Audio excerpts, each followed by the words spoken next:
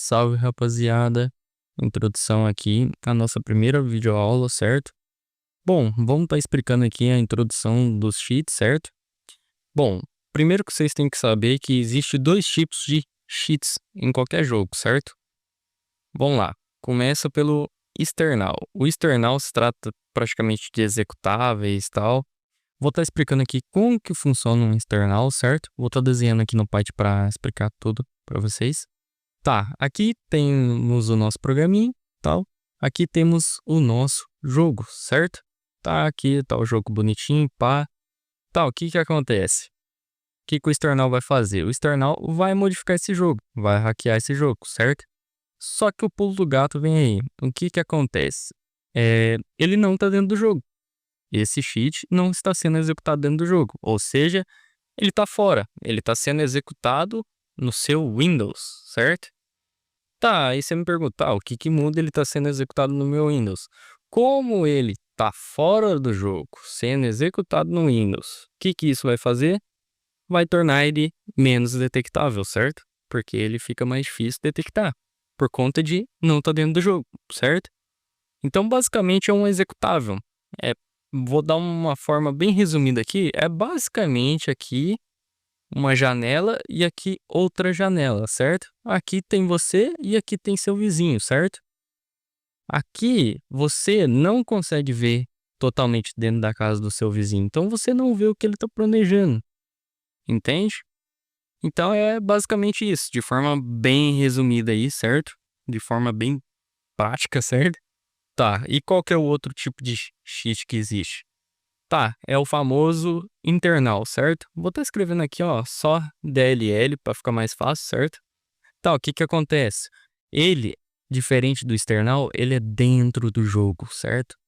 Ele pode vir em forma de mod menu. Mod menu, para quem não sabe, é basicamente tipo aqueles painelzinho que abre dentro do jogo, cheio de função pra caramba, tal, certo? Basicamente, ou ele pode ser injetar DLLs dentro do processo do jogo, ou seja, dentro do próprio jogo, certo? Basicamente, modificar o jogo dentro do próprio jogo, com coisas dele próprio. É basicamente isso, entendeu? Basicamente, ele vai rodar dentro do jogo. Já o external vai rodar fora. Tá, o que que acontece? Nesse caso de cheat, o internal, ele é mais apelão. Geralmente ele tem funções mais apelonas, tal. Isso varia muito, claro. Tem muitos external que tem funções muito mais apelonas. Só que o que acontece? Ele é detectável facilmente.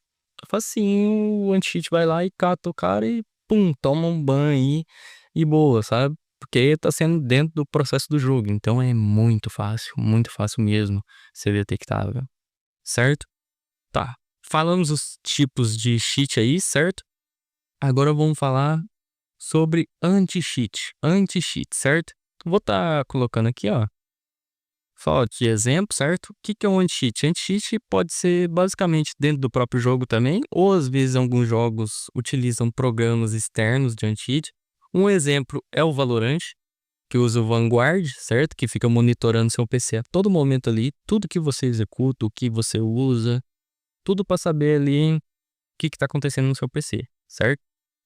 Tá, no caso, os anti-cheats são proteção contra hack. Proteção para o cara não conseguir burlar algumas coisas. Se ele burlar, ele vai tomar um ban ou vai ser expulso. Qualquer coisa desse tipo, entendeu? Então o cara fez roaça, ele vai tomar o que ele merece, entendeu? Então basicamente é isso. O anti-cheat é um bloqueio contra hacks. E cada um tem o seu tipo, certo? Tem muitos jogos que são uma droga, tipo, o anti-cheat não pega direito e tal. É muitas outras coisas que dá pra fazer, entendeu? É basicamente uma proteção, assim, ruim e boa. Só depende do jogo. Então, basicamente, anti-cheat é isso. Tá, agora vamos explicar sobre o que que é uma hex. Hex, no caso, se trata de hexadecimais. Provavelmente você faltou aula de matemática, você não vai entender nada do que eu vou falar aqui. Mas vamos lá. Até porque não ensinam isso. Eu acho, né? Mas vamos lá. Hexadecimais, certo? Vou dar um exemplo de código hexadecimal aqui. Vou colocar, sei lá, 01, 12, 17, certo? Aqui é um exemplo bem porco, certo? Que esses números representam? Isso pode representar uma função, sei lá, função da vida do player, certo? Tá, mas que caramba de código é isso? Hexadecimais, como a gente sabe, é basicamente esse código.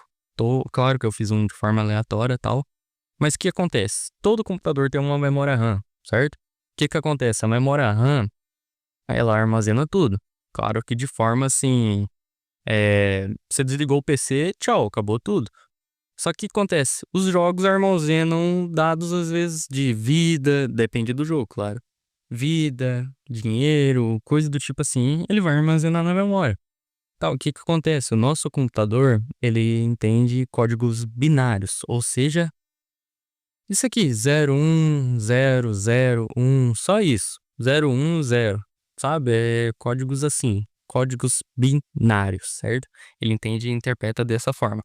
Tá, o que acontece? A Hex é tipo uma tradução para esses códigos, entendeu? É uma forma mais fácil, assim, de você modificar a memória ou qualquer coisa do tipo, entendeu?